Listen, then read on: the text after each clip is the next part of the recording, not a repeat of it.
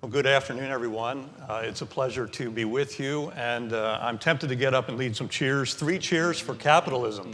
That's what we're here for in this next panel.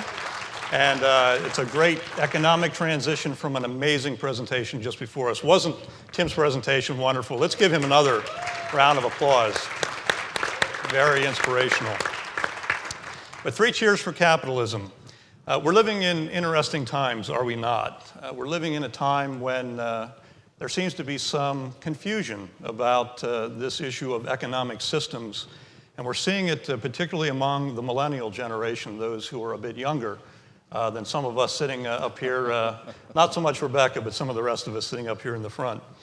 But we're going to give you, hopefully today, an affirmation of your beliefs, a point of encouragement, and hopefully some empowerment with information that you can then go forward and advocate for this economic system that has enriched all of us, that has lifted so many individuals, not only in the United States, but all around the globe. I'm joined today by a distinguished panel, and I will introduce them very briefly. You have the bios in your materials, but very briefly in the order in which they will make their opening statements. Gene Barr is president of the Pennsylvania Chamber of Business and Industry, and I should digress for a minute. I'm the state director of NFIB, the voice of small business, and so I advocate on behalf of the 12,500 member businesses all across Pennsylvania that are NFIB members. Gene's part of some other organization. We're good friends, but he's the president and CEO of the Pennsylvania Chamber of Commerce and Industry. Following him will be Rebekah Gantner. Rebekah is with Phyllis Schlafly's Eagle Forum, and she is the executive director of the Education and Legal Defense Fund. Following her will be Mark Hendrickson, professor at Grove City College, where he's professor of economics and social policy, and he has endured 3 young Denlingers sitting in his classes through the years. So. And I see the white hair there, so I know how that happened there, my friend. And then bringing up the 4th position down the far end, Mike Kennedy, who's with Citizens Alliance of PA, CAP, but is also the CEO of TRAC. So he has his private sector journey as well. So with those opening thoughts, Gene, would you like to share your opening statement? Gordon, thank you. Yes, thanks to all of you for coming out and listening. On capitalism, well, I'm not going to sit here and convince all of you of the merits of this system. In fact, there's people here who can do a much better job for scholarly and probably moral issues as well. So I'm going to kind of take it in reverse. I'm going to talk a little bit about what threats capitalism faces, which is the threat of socialism. I never thought I'd be sitting here in 2019 having to push back on socialism. For those of us in my generation, it was kind of a given. Well, that's a horrible system. You know, my dad fought in Korea. He was in Korea in 1950 when the war started. So sitting here thinking, boy, if he could only imagine where we are now in 2019, with a legislature here in Pennsylvania that has elected 3 people in the House who are either members of and or endorsed by the Democrat Socialists of America, and 1 member of the state Senate who was a member and or endorsed by them as well. And I'll be completely blunt. I know it's easy to bash the media, so I'm going to do a little bit of it. The media has not, in my view, adequately reported on what this means. There's this sense in the media that, oh, well, socialism, it's just $15 an hour minimum wage, it's universal health care. Go on the DSA website, dsausa.org. When you leave here, please listen to us first, but then when you leave here, go on to that website and look. You will have your eyes open, and I brought this, not to, I want to sit here and read. First off, unfortunately, the word capitalism has been kind of shoved aside. If we're going to use free markets, I like those, or economic free choice. But if you go onto those websites, this is what they espouse. The end of private profit. They want to nationalize, and this is a quote, certain key industries, autos, utilities, and energy production. Because it's worked so well in Venezuela, I mean, why shouldn't we do that here? They've attacked the individualist ideology of the United States. See, I thought that was the foundation for this country. They're advocating for free health care, free education, higher ed included, free transportation, free housing. Their position is they want the means of profit to be democratically and socially controlled. They've attacked the U.S. promotion of democracy overseas. I thought that was a great gift that we'd been able to help give to the world. Get on the website and look at the Philly and the Pittsburgh chapters. The night of the election, the primary election last year, the head of the Pittsburgh chapter of DSA said, "We are turning Pennsylvania the right shade of red." Let you figure out what that means. In the Philly rally, they wanted to abolish ICE, the police, and the Pentagon. Going on further, you look at some of their Facebook posts. The Pittsburgh Facebook post, when George H.W. Bush died, said, "We will not mourn him. He was a war criminal." So for those who believe this is this is just simply a way of discussing certain policies, there's anti-military posts that are on there. And as we look at this,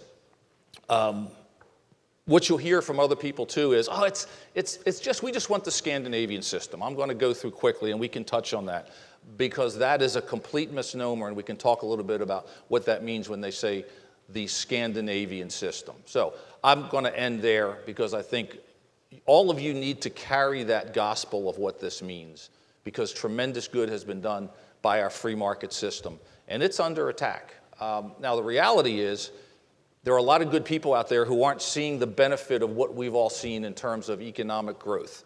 We have to find a way of doing that. In my view, we have to figure out how we work on workforce development and our educational system to better align people, to give them what they need to be successful. It's not a failure of the free market system. We have to do a better job. So let's all keep in mind as we leave, there are people who are hurting. Unfortunately, too many people are susceptible to that everything can be free message. And people are far too susceptible to the free markets have failed. They have not failed. We always have a little more work to do. So I'll drop it there, and would love to hear your questions as we proceed. Very good. Gene, thank you. And before we move to Rebekah, I am to remind you that there are cards on your tables and pens, and a very patriotic gentleman here who will funnel questions to our distinguished panelists here through me. So please jot those questions down and work them to the gentleman down here. So Rebekah, take us in another direction. Good afternoon, everyone. It's a privilege to be with you and to spend the weekend with activists like yourself who want to make a difference. Our founder, Phyllis Schlafly's father, was an inventor. He worked at Westinghouse for 25 years, but unfortunately he lost his job due to the Depression. He then spent the next 17 years working in his garage on designing a rotary engine. He did receive a patent for his engine, and he received high praise for his invention, but this was during World War II, and therefore the automobile industry really wasn't interested in his invention at that time. This did, however, spark an interest in Phyllis for the topic of patents and intellectual property. Phyllis was appointed by President Reagan to the Commission on the Bicentennial of the U.S. Constitution in 1985. She then took it upon herself to write upon one specific provision that was in the Constitution, the only time that a right is mentioned. This is before the Bill of Rights came along with the freedom of speech and freedom of religion. Well, what was this right that Phyllis talked about? Article 1, Section 8 says, "The Congress shall have the power to promote the progress of science and useful arts by securing for limited times to authors and inventors the exclusive right to their respective writings and discoveries." The exclusive right is unique to the United States, and it is the only time that a right is mentioned in the Constitution. And just to give you a little bit of background information, the convention delegates recessed from their writing to see the newly invented steamboat on the Delaware River, and that's when they then wrote into the Constitution Article 1 and Section 8. Up until this point, living and economic conditions had remained largely the same for thousands of years. But with this new right into the Constitution, people all over the United States took it upon themselves to start creating things because they knew that if they had a patent, their invention would be protected. So in 1793, you have Eli Whitney, who created the cotton gin. This replaced the work of 4 dozen people. You have a lot of other inventors, Samuel Morse, who created the telegram, Alexander Graham Bell, who invented the telephone. And then, of course, you have the Wright brothers, who invented the airplane. And there was a lot of other inventions during this time as well. Bridges, stoves, and things such as that. Well, Phyllis did a lot of writing about this exclusive right, and she said that she thought one of the greatest inventions was the safety pin, because she raised her 6 children in cloth diapers. Well, I'm the third of 10 children, and we also used cloth diapers, so I guess I would have to say that I agree with Phyllis on that.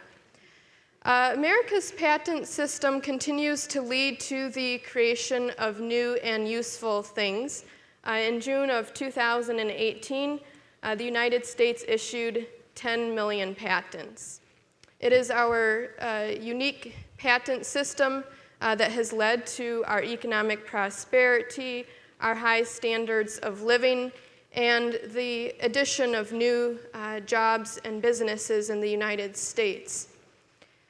The American system gives everyone the opportunity to invent, to own their invention, and also to have their invention protected by the government. I want to share with you a quote from Phyllis on capitalism. And she said, "History proves that the capitalist system works. The countries endowed with free minds and private property rights have been the fastest growing and the most prosperous," unquote. We're looking forward to having our 3rd annual patent briefing and dinner in Washington, D.C. on May 22nd. I know you probably can't see this very well from your seat, but we do have flyers at our book table. This is a free dinner, and we're looking forward to having today's inventors with us. Josh Malone, you might have heard of him. He invented a bunch of water balloons. And Director Yanku from the U.S. Patent and Trademark Office will be serving as our keynote speaker. And then I have just one other thing I want to mention before I turn it over. We have a book that we're giving away. It's called Phyllis Schlafly Speaks, Volume 4 on Patents and Invention. And in here she talks specifically about our unique patent system and why it's so important to the United States and to our economy. So please stop by. We're giving away this book as well as several others, and they're all free. Thank you. Wow, there we go. A free book at a conservative conference is like moths to a flame, right? The thing we all want. Professor Mark Hendrickson, take us to a moral foundation for capitalism. I'm going to try to give you a biblical foundation for capitalism, and that's a daunting task. And I hope we have a PowerPoint here, because I wanted to be able to list some of the, oh good, it's up there now. This is a daunting task. How do you compress this into 6 minutes? And it's going to be a refresher course for a lot of you out here. But the left often tries to appropriate scripture to make a case for Christian socialism, and that's a twisting of the meaning of the scriptures. So we're going to get down to, you know that, yeah. So we'll get down to basics here. I'm mindful of something that the father of our country, George Washington, said in his farewell address. He said, "Let us with caution indulge the supposition that morality can be maintained without religion. Religion, the Judeo-Christian tradition, is the moral foundation of our republic and of the free market system that has blessed this republic." So let's have the next slide, if I could, here. Just one quick comment, as others have mentioned, the word capitalism is a little bit awkward, and our enemies, Marx liked to use it as kind of a term of opprobrium. It's no more logical than, there are 3 economic factors of production that we traditionally teach about: land, labor, and capital. That, of course, leaves out the 4th and most important, which is the mind, the intelligence that shapes those factors of production, the entrepreneurial genius and the managerial talents. But nonetheless, to single out capital, to talk about capitalism is really no more inherently logical than to talk about laborism or landism. It's not an ideology. My late mentor, Dr. Hans Sennholz, said it best. He called our system the private property order, because that's the fundamental difference between capitalism and socialism, is that in our system of free enterprise, production and property are privately done, whereas in socialism and fascism, they're done at the order of the state. So that's the fundamental difference. And what that private property does, it allows us all to enter into peaceful voluntary exchanges with each other, which are positive sum, which is economic lingo for saying that both sides benefit, otherwise they wouldn't enter into those things. And it also creates a system that my mentor's mentor, Ludwig von Mises, called consumer sovereignty, where the businesses that thrive are the ones that excel in serving the needs of all of us, the people, the consumer, rather than just producing what they're dictated to produce by the state. So it's private property that we're really talking about with capitalism. Slide, please. You can't get more fundamental than the 10 Commandments. And 6 of them really only deal with how we humans deal with each other. Thou shalt not steal, thou shalt not covet. I mean, it's plain as day, the will of God. And remember in Deuteronomy 6:24, we're told that these commands are given to us for our good, our benefit, always. And private property is essential to that. We're to respect everybody else's property. We're not even supposed to covet their property. Next, please. This is an example from Isaiah. One shall not build and another inhabit, one shall not plant and another eat. We're each entitled to the fruits of our labor. We reap what we sow, and we're entitled to enjoy that. Next. This is where the left starts playing games. They say, well, look, Jesus talked a lot about redistributing wealth and giving and so on. Yes, he urged us to be generous, he urged us to be charitable. But he also operated on a capitalist basis of voluntary contracts. When the rich young man came up to him and said, what do I need to do to get into heaven? Jesus offered him a deal, a quid pro quo. You sell your goods, give them to the poor, come follow me, and you're in. The man declined. He was too attached at that time. He wasn't ready for a radical life of spiritual dedication. He was still hung up here. Okay, Jesus let him go in peace. He didn't turn to the disciples and say, the poor need his wealth a lot more than that guy does. Let's go to the governor and lobby him to, redistribute the wealth or anything. Jesus operated on the basis of voluntary contract. Next. Acts. This is one that they talk about the most on the left, where Peter's church held the property in common. They did. It was not communism. It was not socialism. In those systems, the state says, this is the way we're doing it. You don't have a choice. You're part of the system. You're trapped. No option. Peter's church was a communal arrangement, voluntary. You only joined if you wanted to. And when Ananias and Sapphira sold their property and then withheld it, they lost their lives, not because they were keeping, Peter himself endorsed private property. He said, while it was yours, is it not yours to do with as you will? But they had entered into a contract. The terms of joining this fellowship and enjoying its benefits was, at that time, to give up your earthly possessions. They cheated on that contract. They didn't fulfill their end of the obligation. That's what cost them their lives. Next one. And that's why by the time Paul came around, communalism doesn't work real well. Any of us, we're free to start communes. I'll tell you, they probably aren't going to work because somebody always tends to take it easy, like the Pilgrims did, like the Jamestown settlers did, and they get in trouble until they institute private property. And Paul was the one who said, look, and everywhere Paul went, when he was preaching, he worked. He supported himself. He wasn't going to be leaning on anybody else's support. And he said, if you don't work, you don't eat. This was, the Christian ethic. Next. And this one, redistributing wealth. This is the young man who said, hey, have my brother share the inheritance with me, divide the inheritance with me. And this is Jesus, the wisest, most moral, greatest man who ever lived, man, God, Savior.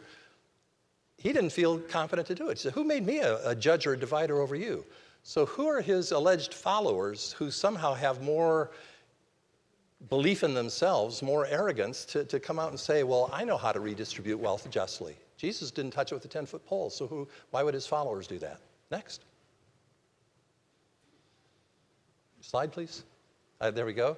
Oh, and of course, the 10 versions, 5 were wise, 5 were foolish, and all of a sudden the foolish who had not worked, they were caught short.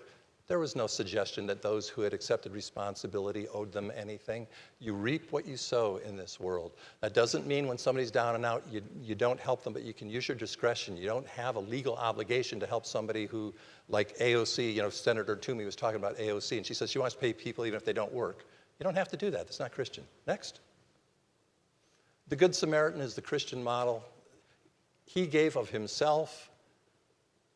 Imagine if he had said, oh, there's a guy who's in need. So he goes up on the road. He's a big guy. He's got a heavy staff. And he starts taxing everybody that walks by. That guy needs help. Give me some shekels. We're going to help this guy. Well, it's for a good purpose, isn't it? Yeah, but he didn't use force.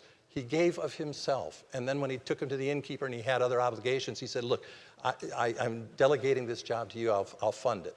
So Christian charity comes from yourself. You don't get brownie points. Read the Bible. There's nothing in there about getting brownie points for heaven because you're making somebody else be generous. It's up to you. But that's between you and God, not you and government. Next. The parable of the talents. I just think that's a fantastic challenge to these egalitarians who think everything should be completely equal. You know, the left is hypocritical. They celebrate diversity about a lot of things, you know, diversity of cultures and so on and so forth, but they don't celebrate the diversity between our individual talents, our individual drive and initiative, our creativity, our economic productivity. And in this parable, the ones that produced the most got the most. And it's interesting, I mean, if you want to really irritate somebody, say, well, you see, in that parable, they redistributed wealth from the guy who had the least to the guy who had the most. Now, that's not what Jesus is telling us to do, but it is just pointing out the fact that God creates us unequal, and the egalitarians are at war with God's nature, and that's the problem. And this is my last one. The golden rule is the easiest one. How do you succeed in a free market system?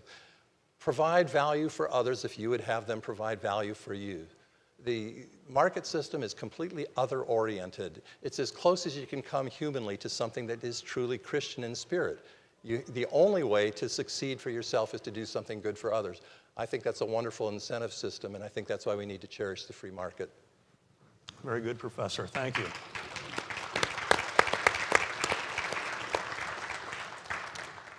And then we'll move to Mike Kennedy down on the end. Mike, share with us some of your thoughts as you're interacting with the free enterprise system. Sure, thank you. Thanks for having me here today. It's an honor. I wrote a couple notes here, and I thought to myself, to create products and services hoping to find acceptance in the market at a price higher than your cost basically defines capitalism as I know it. I think sometimes about the companies and the people that built horse and buggies and must have seen the first car driving by and said, oh my God, what are we going to do? Somebody stepped up and got on with it, and life went on. We're brought into this world naked but not fearful. Life teaches us to fear. I remember getting on the bus in Pine Brook, which is about 10 minutes from here, and that's when capitalism started for me. I was very fearful. I was in kindergarten, and I looked around, and there's all these long-haired high schoolers, and I was just finally leaving the nest, and I thought, wow, this is sort of scary. And I look over, and there's this cute little girl going to the same kindergarten as me. And so I came home that night, and there was this kid on our street that worked at the A&P supermarket. And I went in my dad's bedroom and scrounged up some change, and I said, would you get me, when you go to A&P, get me some gum? Bring the gum home. So he hit me with the gum. The next morning, I was able to focus on this girl, giving her some gum, talking it out. And next thing you know, we had a nice little thing going until it wasn't too long before she didn't want to talk to me too much because there were other people on the bus she was more engaged with. So I learned very quickly that I had a logistics, sort of connection to the neighbor, Billy Byers. He got me the gum. I made my moves. It didn't last long, but I didn't try to control the outcome. So to me, that's capitalism. So anyway, I saw early on as well that there's a lot of kindness in capitalism. All are not blessed with the same skill sets, but everybody contributes towards the same end goal. My father, who's somewhere out in the room here, John Kennedy, he had a railroad business when we were young. He took us out to Elizabethtown, me and my two brothers, and said, I got X amount of money to clear this track. So it had roots and trees coming through it, and you guys do it. We were 12, 13, 15, and I'll give you this money, split it up. Well, we started out, one brother was screwing off, the other was consistent, somebody was in between. It was 10 days worth of work that took us 9 days. We found a way to get a rhythm. We got paid. We probably would have been better off doing it hourly. But looking back, it was a great sense of capitalism because we were at risk. We got the work done. We came together, different skill sets. We made it work, and we got paid. Capitalism only works where leaders have love and caring in their hearts. We want the best for others. We work better when we know we care and we are willing, but we do not control the outcome.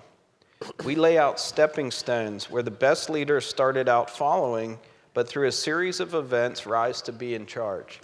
When I started out, I went to my family business after I graduated from college, which was not a complete, but I didn't belong in college. I was a C- student, just never opened a book. I took the easiest possible major, had a lot of fun, come home, I'm ready to go to work. I go to work for my family business. Within about 3 years, I was working around certain leaders. I just went. And at some point, my dad sold the business. Friends of mine said, wow, what are you going to do? You know, we thought that would be for you. It was pretty clear to me that I needed to run my own show.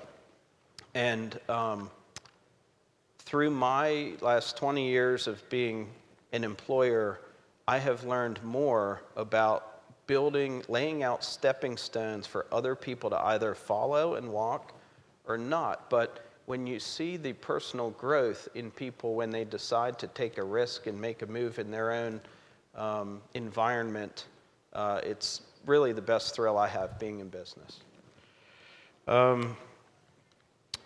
We have laid out stones where some guys have risen so far in our organization, I've encouraged them to go out on their own. They're now subcontractors of ours. The common conception would be that you don't want anybody to compete with you. You don't want to build somebody so strong that they bump you out. Quite the opposite for the environment that we work in. So capitalism demands more of everyone. There's competition at every turn. Some rise to the top, some stay at the bottom. But if you're on a team, you're part of the process. Today we have a really good young guy that is sentenced to 4 years in prison.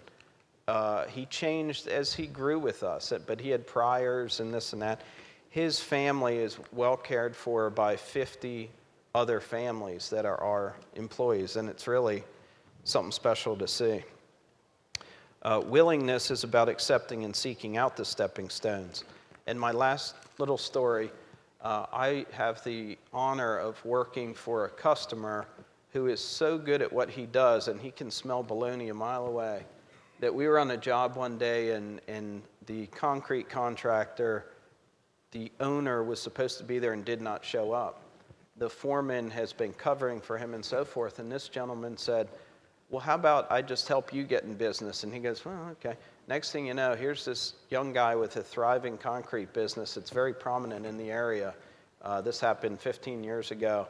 And the only reason was that the owner was the owner, but he was not behaving like the owner. So he was pushed to the side. This is how capitalism and competition works. And it sort of strikes me as humorous with everybody's good with competing on kids soccer and NFL and all these things. But when you talk about competing in capitalism and free markets, people get the left, I guess, gets real queasy. So anyway, I hope somebody got something out of all that. Thank you. Very good. Very good. Thank you to each of our panelists. I want to direct the first question to Gene here. And I will admit this one's, as the moderator, I do have a prerogative to ask a question or two. And Gene, I want to shoot this one at you. From March 15th, the op-ed section of the Wall Street Journal, noted Princeton economist Alan Blinder submitted an editorial entitled, "Democrats, Stop Pretending to be Socialists." And Blinder goes on to opine that Democrats who seek a more robust social safety net are not by default socialists. True or false? And please explain your answer. Wow. Okay. I think everyone in this room supports a safety net. I think the difference comes in terms of what I talked about early on. And I think that there are two things that I've heard that the other side will push back that says, as I noted, hey, all we want is Scandinavian socialism. Well, guess what? Every Scandinavian country has a healthy private sector. Sweden tried it the other way back in the 70s. It didn't work. Their productivity, their growth went down. What they have is, yes, they do provide more than we do. They have a healthy private sector, and they also have hefty tax rates that are far less progressive than what we have. The second thing is that you'll get a pushback on, which goes to your point, I believe, says this: well, geez, you people who are conservatives are always saying that this is socialism. Well, we have public libraries, we have roads, we have Social Security, we have Medicare. We support social nets. We were talking a little earlier about the moral case for this. I support a social net. I don't support a hammock. And when you hear people at the national level say, and they literally have, we have to find a way of paying for people who are unable, got it, or unwilling to work, I'm sorry, that's anathema to me. So if you support the end of private profit, if you support nationalization of industries, if you support all of those things that take away from what free markets and economic free choice is, then I'm sorry, yeah, you're a socialist. There it is. Very good. Rebekah, you made a compelling statement on patents and patent law and the right that we have to our inventions.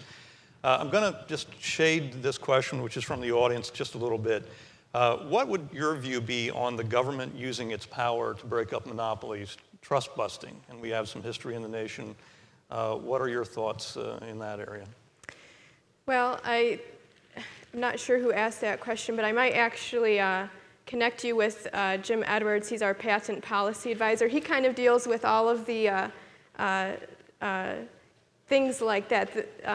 So if you want to connect with me after, I can put you in touch with him, and he'll be able to give you a better answer than I probably could on that. Is it your feeling, just kind of going back to your original remarks, that in a system where patents, where there were not protections, that people would cease to invent, that would start to deteriorate? Yes. Patents are private property rights, and so the owner of that patent or private property gets to decide what he wants to do with that patent. He can sell his patent, or he can make a business and hire people. He can also license out his patent. And in either of those two latter situations, you have the hiring of people, which is leading to our capitalistic system. In countries that are socialist, you have the government that essentially owns everything, and therefore there's not really incentive to create, because if you create something, they don't get to keep their invention. So I would say yes, patents are definitely important to giving the incentive to create. Very good. Professor, a really interesting question from our audience here. It says, my sister is a member of the Democratic Socialists of America and an atheist. How do I convince her that socialism doesn't work? I do not know how to convince somebody else to change their religious beliefs or their political beliefs. I can just articulate my own. Let me supplement a couple of the answers here, though, the earlier questions. The Democratic Socialists, they want it both ways. They're letting their followers know they believe in socialism, but they're trying to soft sell it to the rest of us by calling it democratic. Well, Marx just said himself in Chapter 2 of the Communist Manifesto that democracy is the avenue to socialism. So that's really the target. And what you have to realize is that they want plausible deniability. They say, well, look, you know, like Professor Blinder in the Wall Street Journal, they're not textbook socialists where they're advocating that the government take over all the means of production. No, that's true. But even Lenin didn't do that. He tried it for a couple of years. The Soviet economy completely collapsed, and so he relinquished control over smaller parts of the economy and retained control of the commanding heights, which was still enough to stifle economic growth in the Soviet Union. And that's what these people want to do with the Green New Deal. They want to take over health care. And that's the kind of monopoly you have to be afraid of. It's a government monopoly. You know, the private monopolies in our country, like Standard Oil under John D. Rockefeller, he was prosecuted for the great crime of giving the lowest price to the American consumer. To me, it's no harm, no foul. You know, I mean, where's the damage? Nobody's getting hurt there. But The democratic socialists just want to take over everything, and then they say, well, but it's not, Blinder can say it's not textbook socialism. It is going to be essential control over our very lifestyles and how free we're going to be. I mean, if they're going to take away air travel from us and dictate how many miles we can put on a car, they want to essentially run the whole show. To be technical about it, it's economic fascism. My mentor, Dr. Sennholz, grew up in Germany. He was a teenager during the Nazi years of Hitler. And he said, as a great advocate of the free market, he said the fundamental difference between socialism and fascism, in both cases, the government dictates what's produced. It's just that in socialism, the government overtly claims ownership of the companies, whereas in fascism, they retain the form, the outer appearance of private ownership, but then they dictate to them what they have to produce. And so that's what the democratic socialists of America want to do. They want to impose, they want to dictate how we all live. And that is, in effect, socialism. It's tyranny. Thank you. And then, Mike, I'm going to actually redirect the question I asked Rebekah down to you. Your view on using government power to break up monopolies, and I'll put a qualifier on that. We're in an age when Amazon is overrunning the world at this point, and we're seeing the closure of a lot of brick and mortar Main Street establishments. Mike, what do you think of all of that? Is there a place and a time for government to step in and regulate or control this? Well, I would say that one of the best examples of what hasn't worked when government has done just that is the Obamacare. You know, I know people that clean homes for a living that are only working to pay their health premium. And if they have a claim, the copay is so high that, you know, it really sets them back. So did we have a problem with our healthcare system? Was it too expensive? Absolutely. Did government do a good job of addressing where the malfeasance were? Absolutely not. They took it over, and they've created what is a huge part of our economy. They've created a boondoggle with it, and when will we recover? I was with a surgeon the other day that said, you know, he's 52 years old. He said, I can't believe I'm living like this. He sees 40 patients in the morning in his office, and then he does almost 20 surgeries in the afternoon. They got him jumping from room to room to room to room. He said, I have such overhead, I can't, you know, that's not appropriate, but it's where we are. And yet you have the still the ridiculous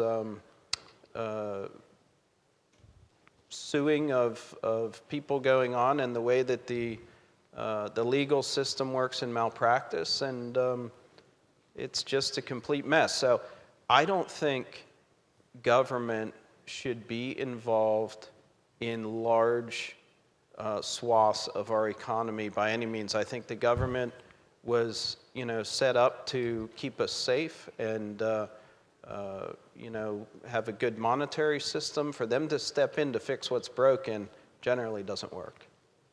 I got on to something. Please go ahead, Gene. If I could, the question in terms of how you convince somebody, I guess because I've been a lobbyist for so long, I tend not to give up too quickly. Trying to convince somebody, what's incredible to me, when you ask people, which institutions do you trust the least? And I'm glad Senator Toomey's not here because I have tremendous respect for him, but we all know what lies at the bottom, U.S. Congress typically. So when people say, and I think this is where ultimately the folks who want universal health care are going to fail, hey, you know what? I know who we trust the least, but let's get them to run our health care system. How much sense does that make? Also, when you push back on people, if you say, and people want to talk about the fundamentals, the essentials for life, food, clothing, shelter, health care, they want to add that. I'm willing to do that. Out of all of those, which is the one that has seen the most explosive growth? And I know that a lot of that's demographically driven. Which has seen the most explosive growth? Health care. Which is the one that has the most government involvement in it right now? Health care. Granted, that's not the only reason, but I don't think anyone would sit here and say, wow, government's done a tremendous job. If you're a veteran and you've gone to the VA, are you going to come out and tell me how wonderful a job that the federal government's doing for our veterans? I don't think so.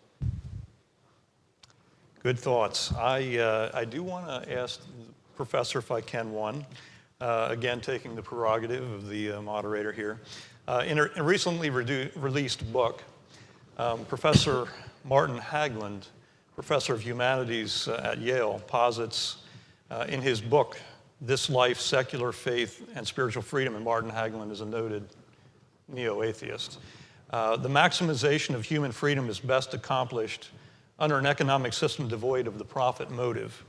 However, in his book, Hagland fails to account for certain realities in the human condition, notably selfish desire for status or pride and the desire for domination or greed. Does the capitalistic system deal with those issues? Well, as I said before, if you're concerned about self-interest, everybody has it. And the way for the capitalist to make money or a profit is to do things for others. This word profit has been so demonized, it's ridiculous. In an economic sense, profit is new wealth that has been created. That's how a society gets richer, by the creation of profits, by the creation of additional wealth. And every dollar of profit that a producer or a business makes is because they have delivered value of at least that amount to customers. In other words, when they have a lot of profits accumulated on their books, their corporate accounts, that's evidence of benefactions already delivered, of wealth already created, of service to one's fellow man already there. These are economic benefactors of society. They deserve our gratitude, not our persecution. And the premise that somehow we need to level these people off, that we need to impose a higher tax rate on them, what are we saying? Do we want to put a cap on how much good somebody can do for another? The wealthiest fortunes in business, unless they're cronies, which is not capitalism, don't ever accept the phrase crony capitalism. That's no more real than liquid ice, okay? Cronyism is when the government does a favor for somebody. Capitalism, the free market, is when the businesses thrive by serving the customers in an open competitive marketplace. And the profits are, like I say, they're evidence of good that has been done. And the more profits, that means the more good that's been done. Why do we want to punish people? The people that have the biggest profits have done the most economic good for their fellow man. Why do we want to punish that? These are the heroes, not the villains of our society in an economic sense. Very good, thank you. I'm going to tee up, we're getting to the end of our time here, but there's a question from the audience. What is the one single message or plan to stop the interest and promotion in socialism? I'm going to, before we start, and this is going to be for all four of us, and we'll have to give fairly short and direct answers, but under polling data in 2017, millennials being polled, the winner in that poll was socialism. 44% identified that as their preferred economic system, followed by capitalism at 42%, so 2% less, communism at 7%, fascism at 7%, which means that 58% of millennials, all told, prefer an economic system different than the one that we have. So, making the point for the question from the audience, and I will add to that what we're aware of, that Bernie Sanders, erstwhile presidential candidate, has at this point raised $18.2 million from 525,000 contributors, 20% of which are first time in this cycle. The majority are under age 39. So there is an imperative to get a message out that we could be on a train wreck course, pardon me. So we'll just go right down the road. Gene, what is the message that we need to be giving?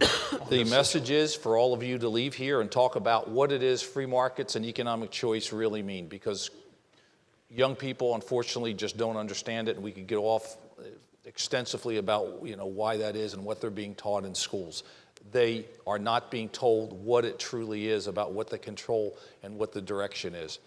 Capitalism, I know I started from a negative perspective on socialism, but capitalism, in 1800, not a single country in the world had a life expectancy at birth that was more than 40. Today, every country does. Over the last 25 years, the World Bank has said 1 billion people have been lifted out of abject poverty. That wasn't done by socialism or communism or fascism. It was done by free markets, free and competitive markets. That message has to be delivered. The products that all of our kids and grandkids are using here have been developed by free and competitive markets. You do away with those markets, you do away with those products. I believe that a lot of students nowadays are indoctrinated in schools. They don't know what socialism truly is.